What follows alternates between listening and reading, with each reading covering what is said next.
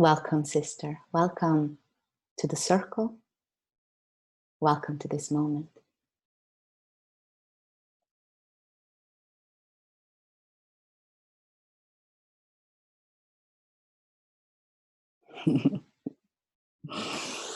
There is a Tibetan prophecy that says that when 1,000 women gathers, the goddess manifests herself. And for this gathering here, we are more than 1,400 women who have said yes to co-create this field of Shakti, of creative power. Some of you will listen later, but your yes and your willingness is co-creating this moment right now.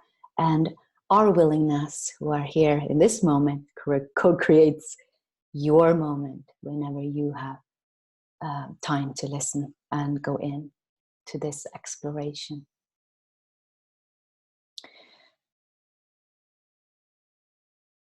This prophecy brings up a yearning in me, a longing for this moment to matter. And I'm bringing my whole heart, my whole being to this moment, to this meeting. And I invite you to do the same. All the books, all the things we have read about, all the nice spiritual maps and theories and practices, they point us to this moment, resources that are available here right now. So why wait? Why postpone to go in? We are living in the world today with increasingly challenging, frightening. And yet in this moment, some are very engaged in climate change or the fear of it. Some have just gotten a new job and all the attention is going there. Some have just fallen in love. Some have just fell out of love. Some are pregnant. Some are sending kids out to college. Right in this moment, there are billions of different experiences all over the world. We are all looking through the lens of our personal story. And so much of our energy goes into making our version of reality the right one and convincing someone else. And of course, in the larger scale, we are killing those who don't see it in the same way as us. And here is where we can pick up the thread from the goddess teachings and from the wisdom teachings from all over the world that points us to a reality that it's not the perfect reality within the different filters and versions of reality, that it's manifested through our beliefs and through our opinions, our point of view, the lens we look through. But the wisdom teachings points us to a reality that is universal, that is deeper than these different versions. And the portal into that reality is in many maps and spiritual practices, the heart. Now, we are so used to focusing on the complex, focusing on the next great flashy thing, even in our spirituality. So a simple portal like the heart is easy to overlook. It's so simple. So we want it to be more complicated. But in this gathering here today, I will share with you two powerful practices that can establish us in the heart. So it's no longer little me experiencing the universal or experiencing love or the heart or having a spiritual experience through the lens and the filters, that is the personal self, but where our reference points shifts to a vaster sense of self through which we navigate, which expresses itself through the personal, but allows us to have much more resources and intelligence available as we navigate this maze of life on earth. The sense of urgency, or the sense of a longing in my heart to make this gathering truly matter, has also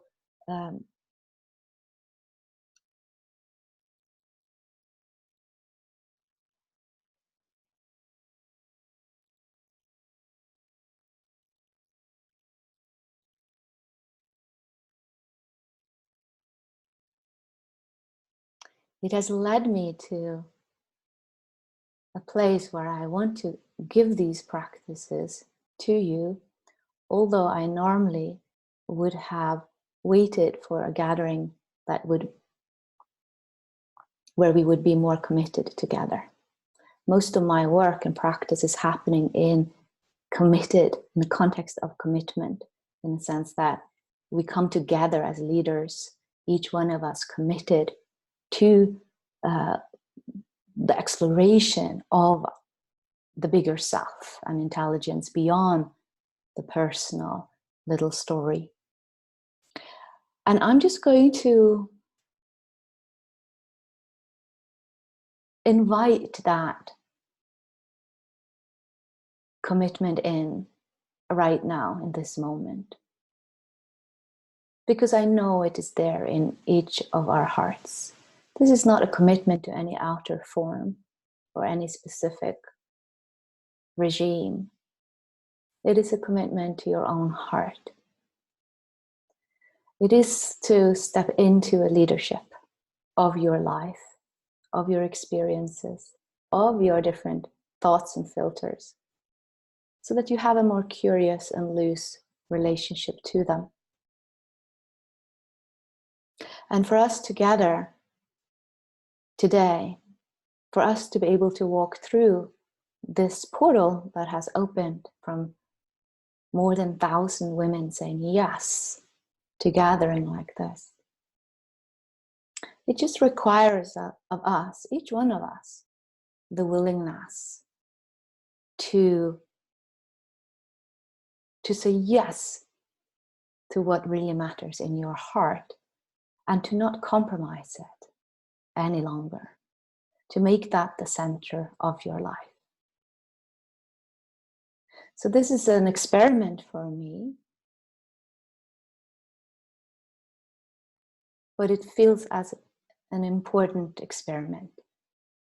And I choose to trust that you will come with me here. When we speak about the heart, we speak about, in this context, a space, a more spacious sense of self, where there are not so clear limitations in time and space. It is not so easy to find these fixed, rigid boundaries between us, between me and my surroundings, between me and you.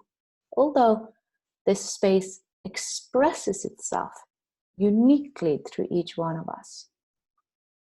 In the journey of being human, we can easily lose connection to those roots in space, and we begin to identify with this tiny little soap opera we call me and my life. And then we are wandering on earth, uprooted and feeling lost and weak, forgetting that the very electric currents that are moving the planets and moving the entire world is moving you, is moving your body, is shooting through your veins and your subtle channels.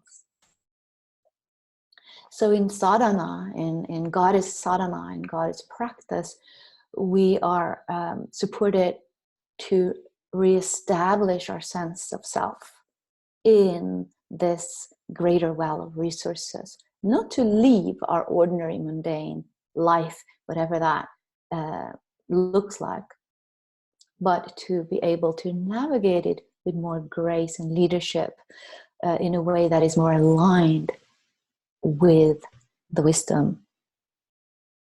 in our hearts.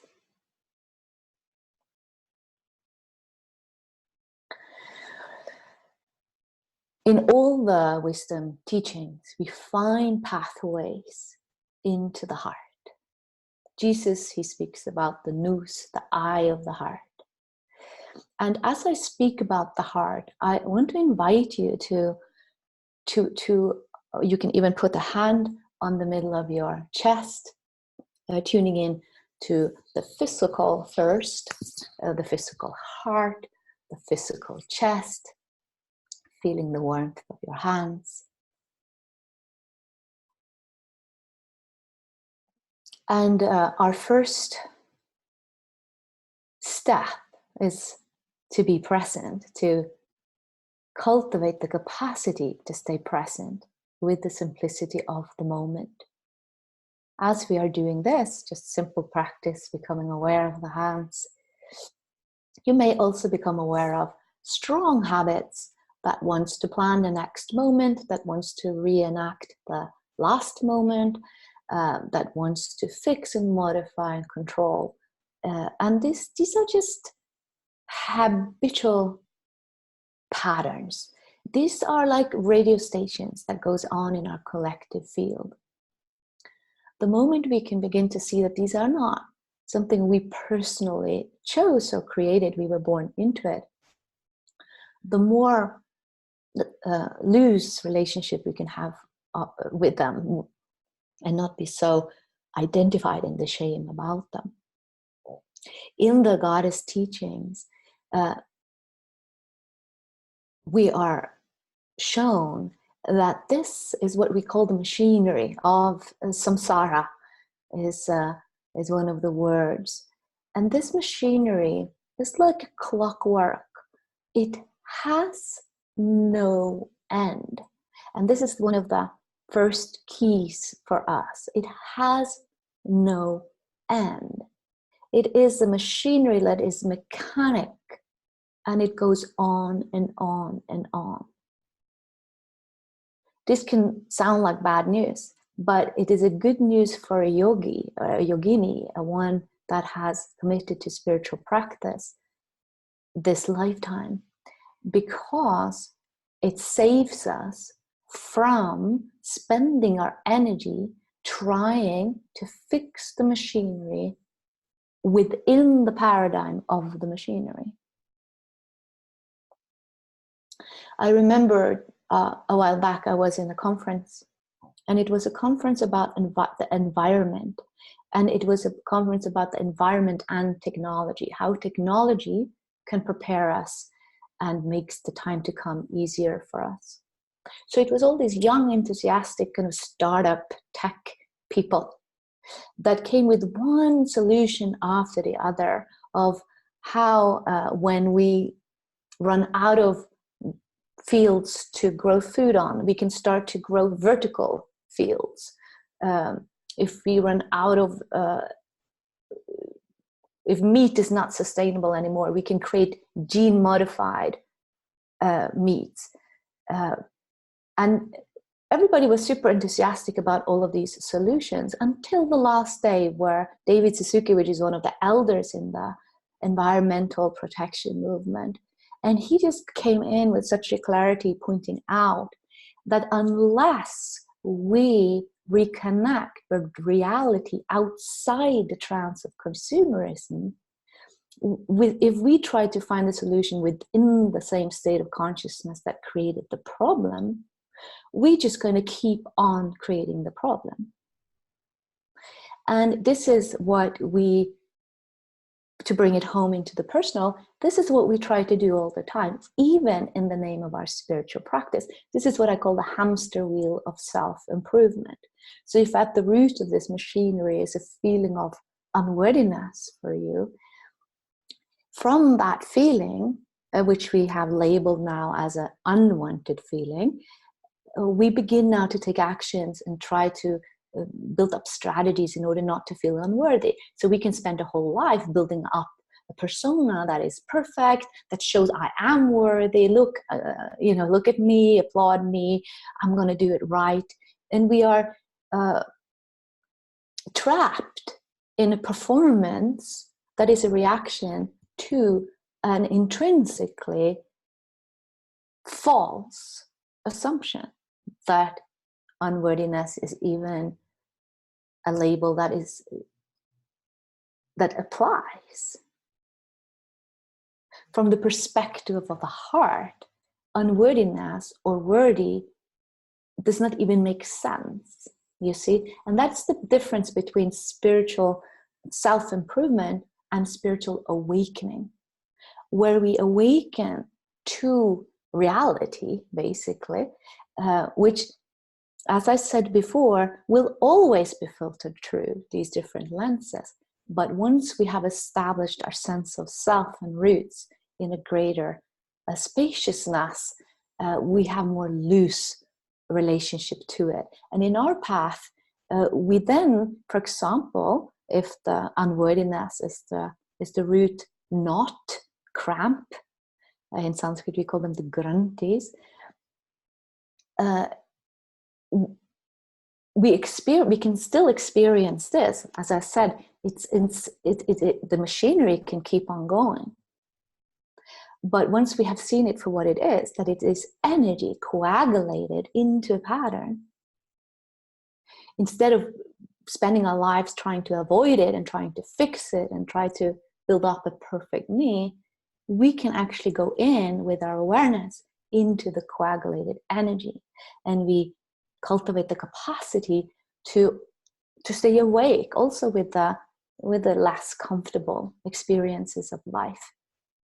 The idea that life should be always comfortable creates another of these loops, never ending.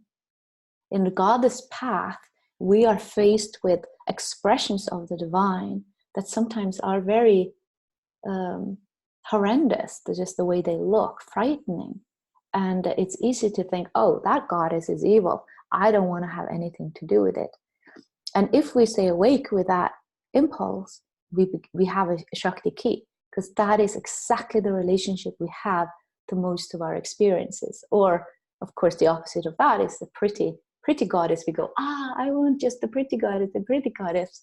And we, again, even though it looks pretty, it is a loop that is not going to satisfy the wisdom and thirst of our soul, because the soul longs for home, not a pseudo plastic version of pretty.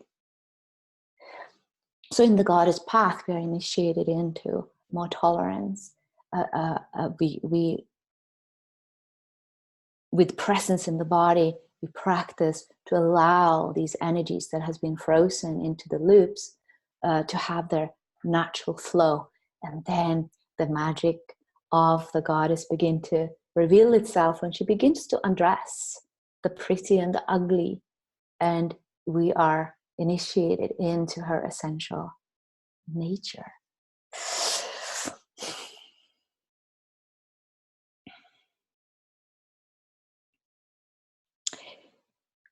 Shambhavi mudra, it's one of the tantric practices.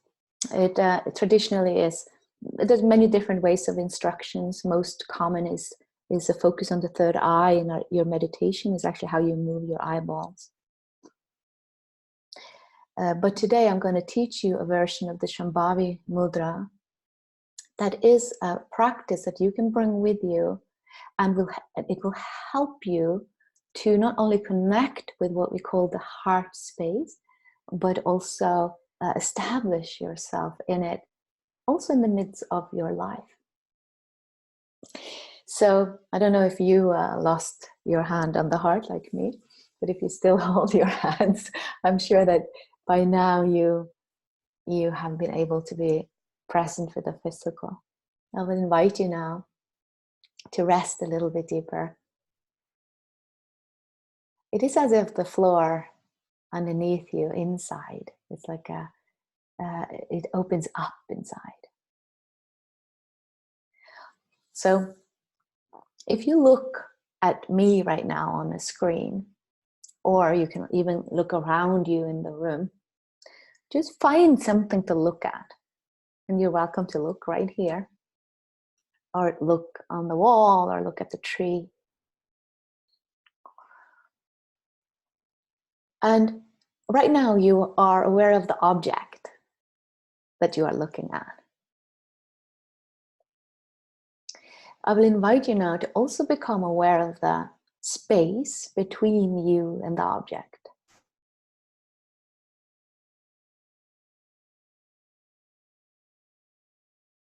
And in this simple move, you are expanding your consciousness, because now your consciousness, instead of being dots, it is a continuum. And this is what the quantum physics shows us, that a particle is a dot and a continuum. It's a dot and a wave, depending on who's watching.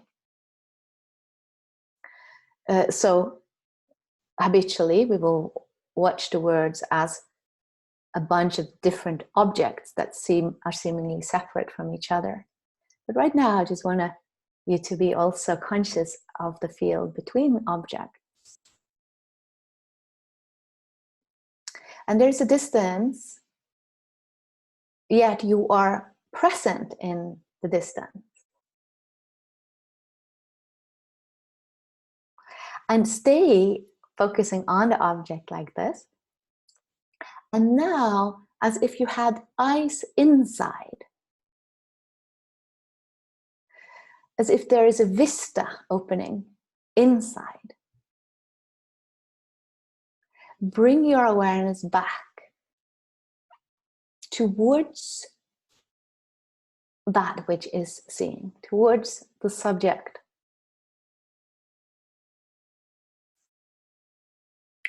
And looking for the subject is basically looking for yourself. You may notice that you are becoming aware of the body as subject. You may notice a thought that I am the subject. But keep looking backwards, because there is something else aware of that thought, aware of the body, aware of the sense of I. And we so rarely look in this direction, so it's maybe hard to grasp. Because here we are beginning to tune into not something that you experience.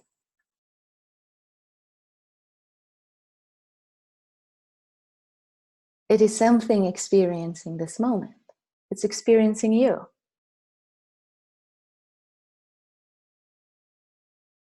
And now become awake to the continuum. So you are awake to the object in front of you. You're awake to that undefinable space within you. And then just let go. Just rest. Rest your reference point becoming the field.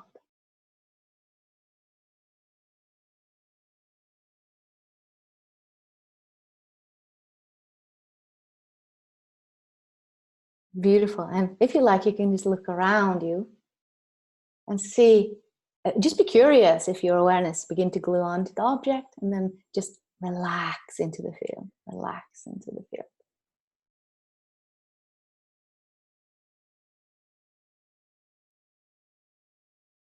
You're beginning to have a taste of what the wisdom teaching points to when they say establish yourself in the heart. There's one part of the scriptures saying the big I am is established in the soul as love. So this heart, this love, this is where this is a portal always open to us.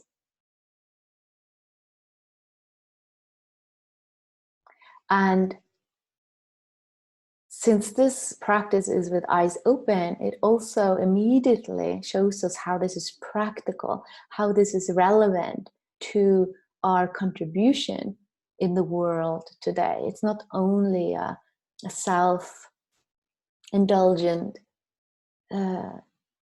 nice thing.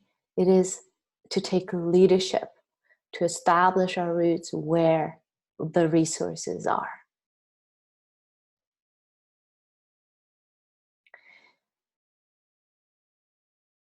I will, in a little bit later in our gathering, I will also open for some questions and some comments. So you're welcome to dialogue with me about this practice.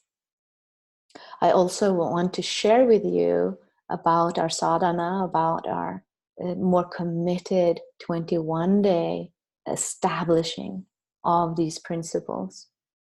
So stay tuned for that. But now I would like to share with you another practice. Just keep resting in the Shambhavi mudra. And then I'm going to guide you now through a practice we call the yogini offering of the heart. This is a very deep protocol for those of us who wants to commit our lives to be servants of the heart space. That we, in this lifetime, are called to be the wisdom keeper of this heart space. So it's not a hobby we do in the weekends. It is not something we have to wait until the kids grow up and then we're going to move into the monastery and do it full time. And no, the intrinsic to the yogini path is that it is happening in the midst of our lives as it shows up. That is the goddess showing us her yogic portals, relationship, money, work. All of these are in the view, in this kind of commitment, all of it becomes yogic portals. So this is a vow and it is a prayer. And those of us who have gone deeper initiations in the yogini path, we are exploring this in a very committed way. This is the first time I'm sharing it publicly. And it's just a strong calling in my heart that this gathering, each one of you here has a specific medicine. And I feel that if we can establish ourselves and our lives in our hearts as the core, the reference point from which the rest of our lives unfolds from. Like the Tibetan prophecy points us to that which we call goddess, that greater divine feminine, can begin to trickle through. And we don't have to wait to be perfect. We don't have to wait till we have fixed ourselves and become all of these ideas that we project on our spirituality, while we keep turning our back at the goddess who is knocking from the inside of your heart right now and says, hey, this is how I express myself. When are you going to release all your judgments and comparison and actually be here with me and be curious and let me guide your life? This is not something for the chosen few. This is our original instructions. This is the codes that we are carrying in the DNA. This is nothing different. What is going to heal this world is nothing different than the healing power rushing through your veins and your being and your soul right now. So our invitation is to take a stand for it against all that momentum which wants to distract us from it. The way we will do this is that I will read it, you will repeat it. So you will just do it for yourself in your own way.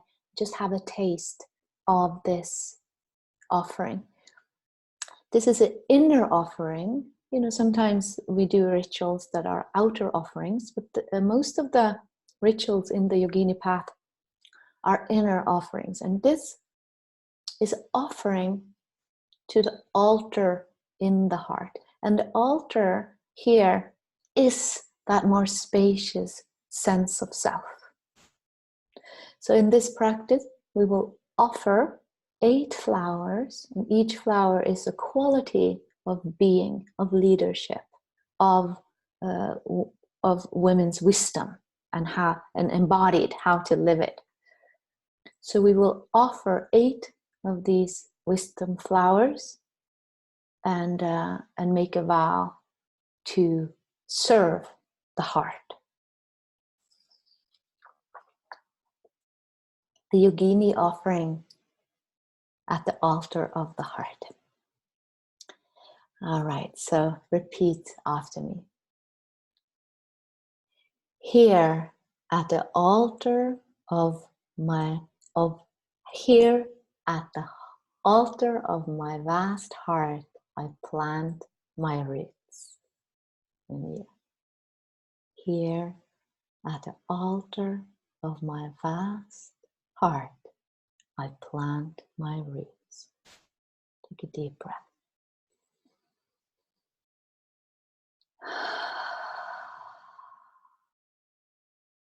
We're going to do that again. Here at the altar of my vast heart, I plant my roots. And here at the altar of my vast heart, I plant my roots. Here I offer kindness. Repeat.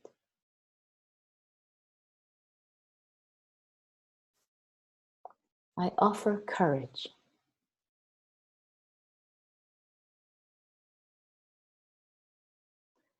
I offer my integrity.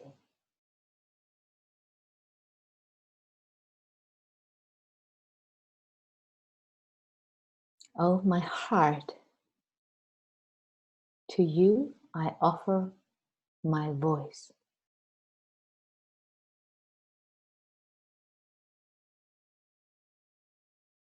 My loyalty.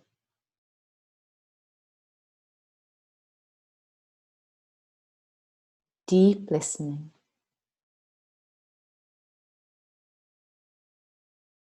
And trust.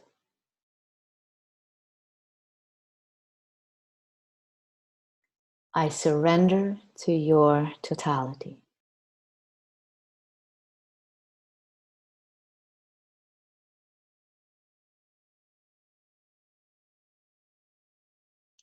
I am the keeper of your temple here on earth.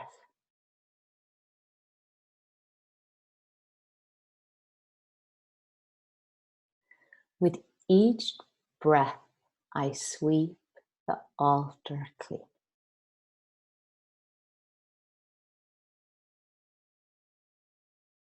With each breath, I tend to the flame in the center.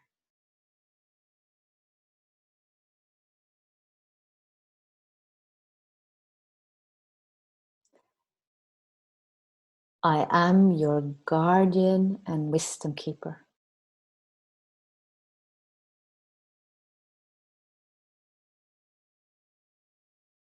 For all beings, generations before and generations to come.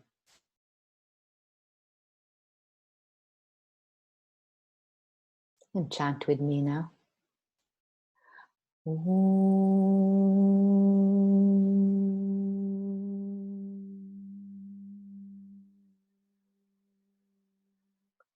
Shanti, Shanti, Shanti. May there be peace. May there be peace. May there be peace in the world. And let it start with me.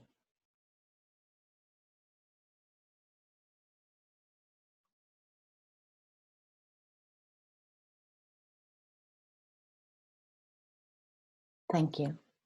Thank you. Thank you from the bottom of my heart, which is bottomless. Thank you. Thank you for your willingness to make this moment matter. to establish your roots in the vast space of the heart, and to vow to never leave it. Yes, life will sway us, we will get distracted, but this is also where it is helpful to have this powerful field of women leaders, of yoginis. So this is my cue to speak a little bit more about how you can continue with us, how you can practice in our sadhana. Sadhana means a spiritual practice. And twice a year, we do an intensive for 21 days where we really move in with our energy and intention. One of the building blocks of the universe in the tantric map is Icha Shakti. Icha Shakti, Shakti means creative power. So it's just how energy becomes manifest form. And Icha Shakti is the power of desire and of will and of commitment. In the teachings of Maya, the Maya is a name also of how this creative power takes form as the world around us. And the very spark of manifest form is desire. And desire is such a strong electric force. And it has led, because we have not cultivated the capacity to stay awake with this strong creative force, it is pushed down into the shadow, and then it has its own shadow momentum, which is this machinery we already spoke about. So it's desire without parental guidance that has, created the mess that we are in right now, desire and fear. And in our yogini sadhana, we lasso in, we hone in that energy so that we can use that very same powerful electric force to manifest the vision in our hearts. And I believe, what motivates me to do this work year after year after year, this is my 28th year of practice. This is my life. What motivates me is that I again and again see the miracles that happens when we come together and we are supported in not only fixing the tiny little box we have defined ourselves in, but actually are awakened to a greater sense of self and a greater sense of belonging. So each fall and each spring, we have the 21-day sadhanas, and we are many, many hundred women in it. Many have been doing this for years and years. So always we have new women coming. And just like when I spoke about in the beginning, that each woman has a medicine needed for the next unfolding of this, what we can call the divine feminine manifesting itself. When you said yes to enter this gathering today, there was an impulse in you. And each one of us will have different names and forms of that impulse. But it is, of all the choices that you had, there was something in you that chose this. So the way that I speak and name that is that it is an evolutionary impulse. It is your growing edge. It's some little medicine. Maybe it just was one little piece here today which was important to you. Maybe nothing was resonating with you, and that was the important piece. Yeah, that you could actually, in the context, become more clear on what's true for you. Every meeting like this, or every moment with the yogic view, becomes portals to awakening. So there are women who have, for you, there is an evolutionary impulse. There's a growing edge that will take form as the sadhana. We already have many, many hundred who have said yes. So the field is already shaping itself. But of course, we have some seats open. And I want to make sure that if the seat is yours, that you have all the information you need in order to make that yes. The sadhana is done at home, so it is woven into your life. Some of the practices are in front of an altar. We create an altar in our homes for these 21 days. Sometimes you will have a guided recording for a meditation. Sometimes it will be an inquiry. Sometimes it will be practices that you will do while you go to work or engage with family or your projects. We make it a point to make the classes and the lessons short. So we spend a lot of time to condense them down into very potent word portals. And we want this to be doable, and we want you to succeed. And success is not defined by anything outer other than your loyalty to the evolutionary unfolding that is you. So if you would like to join the sadhana, if you feel you resonate with these practices, with some of the things I've been speaking of, or if you feel, even if you feel provoked, maybe that is a sign that that there's something for you here. Maybe you fell asleep. Many do. There is if you click on the chat box, you will find a link for how to sign up for the sadhana, and we will also send you an email with the recording, and then there will be a link there too. Join us. It's as you can imagine, it's one of really my favorite things, and we never know what doors will open for us. And as I have been speaking about, it's together, the field together, and our Icha Shakti together, that creative power of desire and commitment, that's what creates the doors that we enter together. One thing that I just want to mention, because I'm taking online classes all the time. I'm in a class now about uncluttering. It's a good one. And I noticed that many times I sign up for a course and I don't follow up. I don't stick with it. And this is something that I'm very curious about and engaged in. So in case that is so for you too, that you have that thought, oh, I can't, I don't want to sign up for another online course because I don't stick with it. I just want you to, first of all, I want you to trust your inner guidance. So if it's not right for you, it's not, you should not join the sadhana.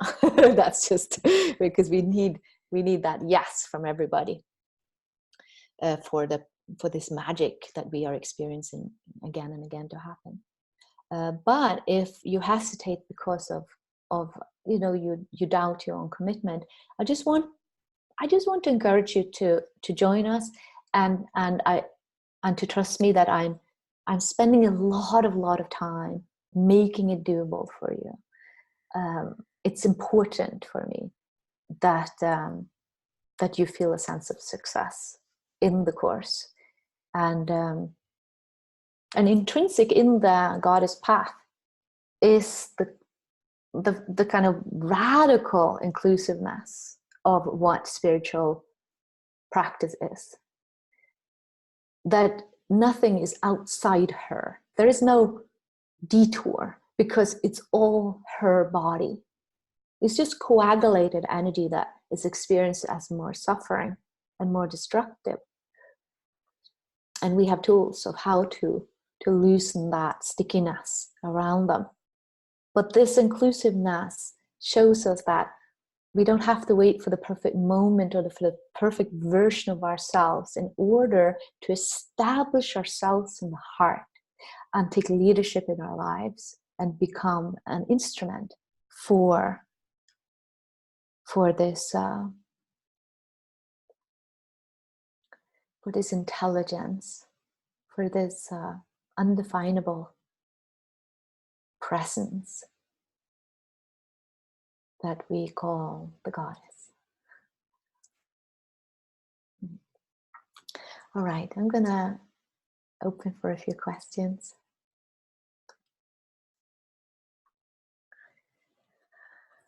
All right.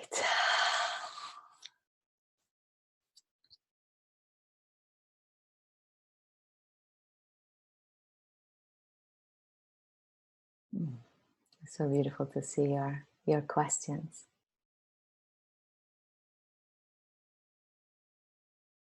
Melina, she writes, I'm sitting here, tears rolling down my cheeks. I take this vow with great responsibility and joy. I also notice so much pain arises when I am in touch with my heart. And I'm so aware of how often I get pulled away. And I know that this is my understanding of Mahamaya and Goddess and the illusions I create. Could you share more with that? With what are ways that we practice with her in this upcoming sadhana? How can I become more aware of her? Beautiful.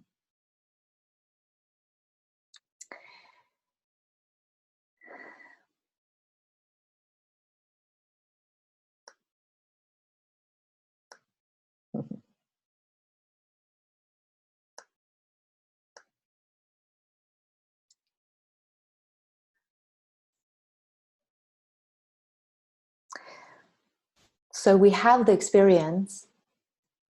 We have the experience of our feelings, our thought, our different interactions. And then we have the thought that we hold about the experience. So for example, if we are experiencing ourselves getting distracted from the depth of our hearts, or that deep well of nourishment that we know is within us all the time, and we get busy in stress or relationship dynamics, that is one layer of experience. But then we also have the ideas and judgments and evaluations we have about that. And where Maya can really allure us into a reality that seems fixed and stuck is where you just lose the thread of where it comes from, and we get identified with the stories and labels that we put on top of our experiences. Now, to practice with Maya is not to push against all of those dynamics, is to awaken to them. Again, the solution is not within the paradigm where the problem was created. It is an awakening of a sense of self that is bigger, vaster, more spacious, more resourceful than these different patterns. And then we may witness ourselves go into those tracks again, but the suffering is not there. We have more acceptance for life. We have more tolerance. We have more compassion and self-forgiveness. And what I have learned in 28 years of practice is that these are some of the most important qualities to live in an embodied life, to live present, fully alive on earth today, requires us the capacity to live with our hearts broken, tolerate pain, tolerate horror, tolerate beauty and ecstasy beyond what we think we are capable of living. So it's not so much a chase of the perfect me. It is an awakening to a me that is always perfect, that has always been perfect, will always be perfect. Not to deny all the cramps this energy takes as a result of our desire and fear in our lives and in our collective dynamic. All of this is real and not real. Remember the definition of Maya. She is real and she is not real. She exists and she does not exist. There's one saying says, Maya Shakti exists and she does not exist. And neither of those are true. Now you can see You cannot think your way to it. All of these riddles or all of these koans awakens and not a vaster part of our consciousness. And that there we find a belonging and a wisdom and an intelligence that the whole universe is tapped into. It's just in the human mind where we have separated ourselves into more rigid, coagulated versions of ourselves and others and life and earth, and we see everything as commodities in our project, in our greed, in our strategies in order to avoid these feelings, in order to cling to those feelings. So we will practice a lot with awareness, and we will practice a lot with establishing ourselves in the heart, because as you said, Melina, it's so many habits that pulls us away. And when we are pulled away, then comes the idea that, oh, I am now far away, or I'm now separated from my heart. And that idea can spin us through, because even if there is the energy moves in a certain direction, you can never be separated. And there again is that radical totality of Goddess. Everything is her body. It of course redefines also what we call divine, or what we want the divine to be. It's not only a pink unicorn. She has, like we see in this all of life, a lot of faces. And this is part of what we're going to practice in the sadhana too, is to see all the different faces that she shows up with, and how we engage with them is what creates the suffering, not necessarily her. An example of that is, for example, grief. Grief is an unbearable feeling, and without practice and without somehow a reference point that tells us it is safe and good to feel grief, the label we will put on that is that something is wrong, and oh, get me out of here. I should become upbeat and positive as soon as possible. And then we loop again into a strategy, and we can spend our whole life in that strategy land. It's just a version that is just so much more poorer than what is available to us if we are willing to live her totality. And many of us have had that experience when we go fully into grief, which is on the surface looks so, it's just pain. It's just pain and horrible loss. If we go through it, many of us have had that experience, that behind the surface of that horror is beauty and a greater love and the medicine of compassion. Sometimes I ponder this question of why wouldn't Goddess just make it harmonious right away? Why do we have to get lost and contracted and get into this mess?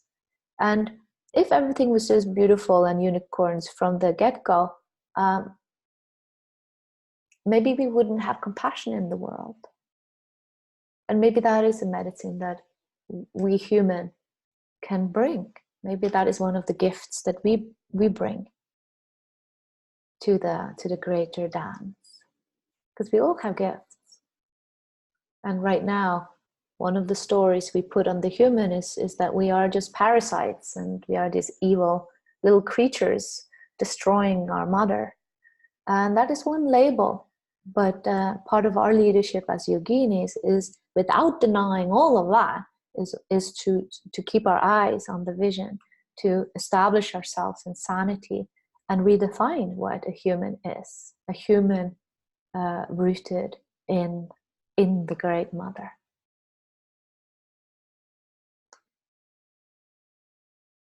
I guess I have time for, we are about the hour. I'm going to do one more question.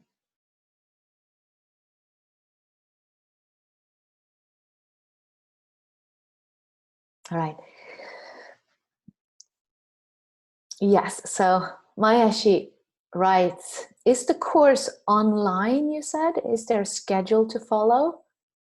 I came right back to my heart with this short practice. Beautiful. Your name is not Maya, but Myra. Almost Maya. Yes, the course is, this is the structure of the course. The 21-day sadhana is, again, it's like we are entering a portal of sadhana. And once you enter the field, everything you experience in those 21 days is your sadhana, is your practice. Every day you will get an email, concise pointers to these portals, yogic portals in your heart. Sometimes you will have a practice that you will do. We will have practices that we will do every day, and each woman find her way to do it. Some will do 5 minutes. Maybe you have lots of kids and that's all you can do. We make it doable for you. And for some, they want to go in and do maybe 40 minutes of practice. That is up to you. The daily practices, it's not a practice every day. Sometimes there's a poetry that will allow you to go deeper. But the practices that comes many times a week, you do them, at work, or you do them in front of your altar. Sometimes you do it in bed, listening to a guided meditation, things like that. And then we meet for a phone retreat 3 times, 3 Saturday mornings. We gather for practice, where we go into the mythology of the goddess as maps for the practice in the coming week. And then we have a Facebook group, which is a very thriving Facebook group. I don't know, I'm sure many of you are in many groups. And my experience is that our Yogini Sadhana group is very, very nourishing space. It's a very mature space. It's a space for women leaders. So women come there with a very, with the attitude of honoring. We are there to share sadhana. So we share that yogic view of life. So we share all the obstacles and things that goes on in our lives, but in the context of practice, in the context of, okay, this is how I'm practicing with this. And also the way we support each other is not also we don't try to fix each other or bombard each other with judgments or advice. It's just, we are holding that heart space for each other, trusting the intelligence in each one of us to have space to unfold. Yes, so that is the sadhana. So it is online, at home, like that, phone retreats. And we've been doing this for 8-9 years, I think. I'm not so good in remembering numbers, but we've done it many times. So we have also really crystallized a format that we are more than, we have many hundred women who are doing it every time. So we have found a format that really works. All right, beloveds, if you would like to join our sadhana, you're warmly welcome. We begin next week, May 1st. That's Beltane. So it's a powerful date to start our practice. Beltane is an old goddess from the pagan path. It's not necessarily those specific paths we are practicing in this sadhana, but all the goddess paths arises out of these very old earth-based traditions. So May 1st we begin. Make sure that you register before that so you can be part of it from the start, and we will send you the links and everything. Shall we end with the yogini offering of the heart? Let's do that. And again, you can repeat it after me. I love this so much. So remember that this is an offering to that altar of your heart. Here at the altar of my vast heart, I plant my roots.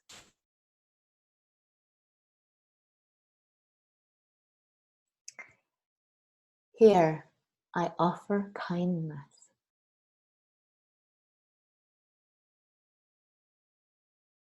Courage.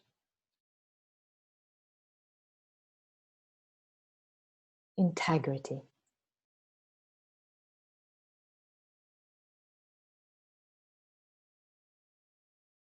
I offer to you my voice,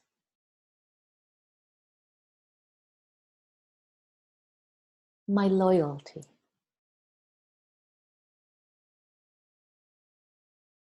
my deep listening, my trust.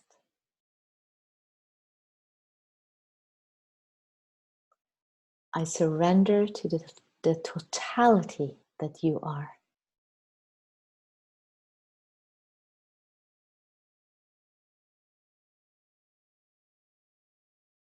I am the keeper of your temple here on earth.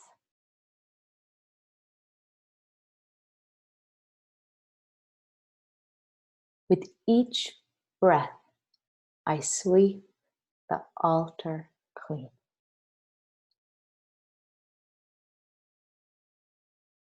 With each breath, I tend to the flame in the center.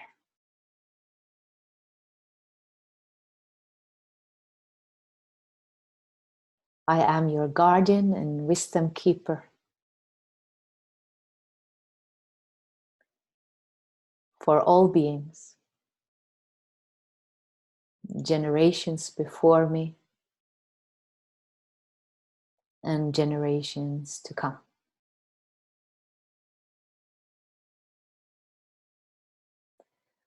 Om